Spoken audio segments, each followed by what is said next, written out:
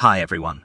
Today I will show you how to make your desktop icons bigger or smaller and how to change their appearance to suit your preferences. To change the view of your desktop icons, right-click on an empty area of your desktop and select View. From there, you can choose between several different views, including Large Icons. This view displays larger icons on your desktop, which can be useful if you have a high-resolution display. Medium Icons. This view is the default view for Windows 10 and displays medium-sized icons on your desktop. Small Icons. This view displays smaller icons on your desktop, which can be useful if you have a lot of icons and want to fit them all on the screen.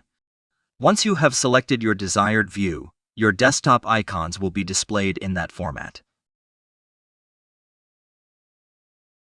This feature is especially useful if you tend to have a cluttered desktop with many icons scattered about. By enabling auto-arrange icons, you can easily keep your icons organized and prevent them from becoming jumbled or lost. By aligning your icons to a grid, you can prevent them from becoming misaligned or overlapping with each other. This can make it easier to find the icon you need and can also make your desktop look cleaner and more professional. You can also hide your desktop icons by unchecking the Show Desktop Icons. And to make them visible on desktop, simply check this option and your icons will again showing on desktop. If you want to further customize the arrangement of your icons, you can click and drag them to different locations on your desktop. But first make sure that Auto Arrange Icon option is disabled.